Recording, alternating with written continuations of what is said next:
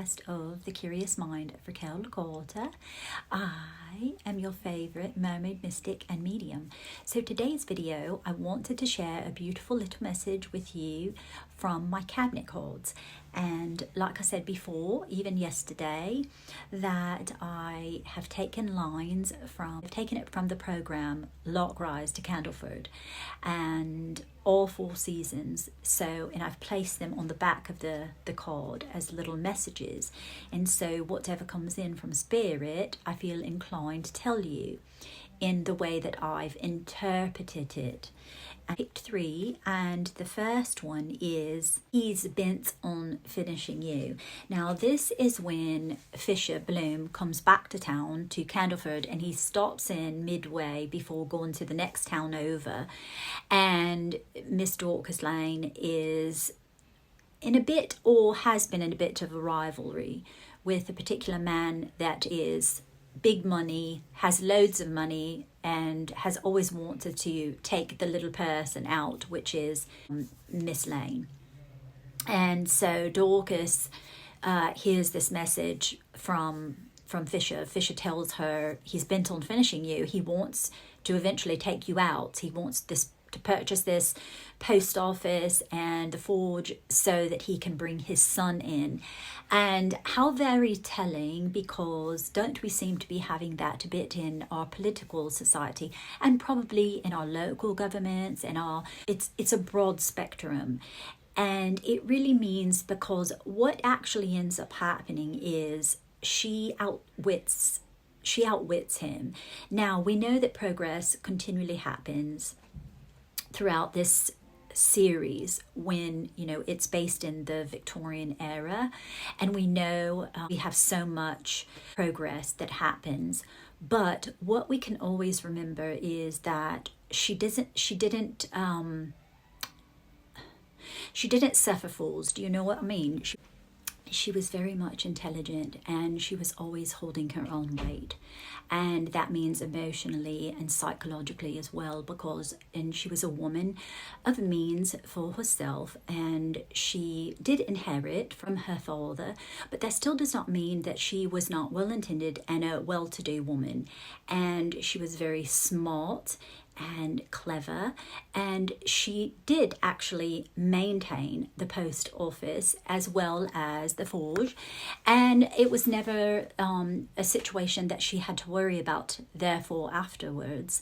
But there are those moments in our lives, aren't they, where we are a bit befuddled, where we're like, oh, I don't know, this is a skeletal of fish and I'm not quite sure what's going to happen. And we just have to remember to maintain discrepancy. I don't know why that Spirit wanted me to say that, but we also need to remember that all is well and things are always working out in our favor. Even when they seem like they're not working in our favor, they always are working in our favor. So we must remember to trust and always keep that in the forefront of our mind, okay? Not the back, but the forefront of our mind, because there is nothing happening in our lives that is not going to be for the benefit of our soul. Okay, so I want you to remember that. It's very important. Okay, so the next one is this one, the little one here, and it says, you will laugh at me, I know you will. And so this is when Fisher was telling this is when Laura was telling Fisher, oh, you're going to laugh at me. I know you're going to laugh at me. And so it was because she was feeling a bit timid and, a little nervous about being truthful about what she really felt. And so it's sort of, when you have the giggles or a giggle mug and you think certain things that are kind of funny and you're like, oh, I'm a bit embarrassed. Should I say this or not? Should I say this? Because you're going to be judged. And so so he sort of helped her to relax and to ease into it, and all was well and it was fine. But I think it's important that we that we feel that we can find people, this is what Spirit's coming in and saying, thank you, Spirit, is that we need to find people that we feel comfortable around, that truly has our best interest at heart. And if they don't, then we probably should learn that it's okay, that we don't have to like everyone. You know what I mean? Like, it's very important to understand that we don't have to like everyone in life. It's alrighty, you know? For some reason, I think if we're born of certain lifestyles or circumstances or environments, you know, especially with religion, we think that we're supposed to overlook someone's imperfections, in the sense that we are forgiving people. That's not a bad thing. But what is not so good, and it's sort of ill-fated in the sense that we really shouldn't allow people to, you know, just stomp all over us, in the sense that we allow them to get away with whatever they feel necessary for whatever they want, and ignore our truth and feel as though, oh, we've got to always, you know, make accommodations for people with ill behavior that is very strikingly agitative, or it's very unbecoming.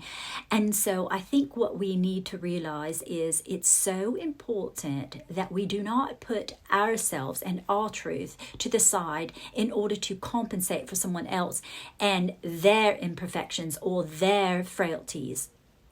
Because so often in religion, we're supposed to, you know, accept behavior that is unacceptable, and we don't have to accept behavior that is really not to our liking. You know, we can appreciate, we can honor parents, we can honor friendships, we can honor our family and, you know, other people, but that does not mean we have to bring them home to dinner time. You know what I mean? We don't have to have them over for tea, and that's not something that is a representation of us being an unkind person. It just means that, you know what, I have standards and you're not meeting the standards, and I'm not going to tell you that you're not meeting the standards, but there is a nice, proper, neutral way to be able to sort of disassociate with that type of behavior. You know, if they're not elevated and they're not wanting to do the inner work, then we don't need to justify their behaviors and, you know, pretend that, you know, that all is well, and knowingly it's not. You know, we need to be truthful with ourselves, and that means when we're truthful with ourselves, we can be truthful to other people without worrying about hurting someone's feelings. You know, other people don't worry so much about hurting our feelings, do they? So we have to protect that true inner person that, you know, perhaps was betrayed so many times in our childhood. I'm speaking of like the little Razzie, the little Raquel that was betrayed. So I will not betray her ever again. Okay, so the last one is, this is about Alf. And Alf Arliss is, you know, Minnie is really loves Alf. And he says something to her. I think it's about when they're not getting on too well, and so you know, they get on like house on fire, and then they don't, and then it's all over the place for certain particular episodes in there. And because he has loads of things that he has to contend with, you know, with his family and his mother going to the prison and all. And she says, I don't want told.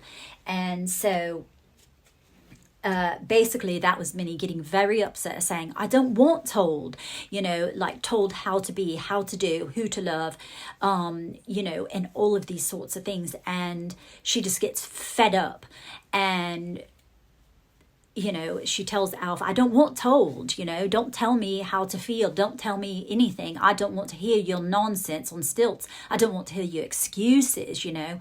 And so I was really proud of Minnie at that time, because she's always the kind of, you know, mousy little person, and what a sweet character she is, though. I hope that I can entice you to watch this show.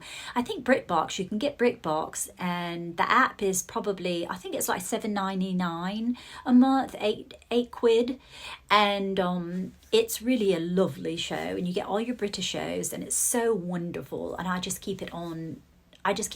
All day, every day, you know, for my particular shows that I really, really like, my British shows. And so I think that that's a lovely notion to end on. And I hope that you enjoyed this message and that it serves you and you derive benefit from it. And as always, I'm most affably yours until my next swim. Cheers, darlings. Toodle pip.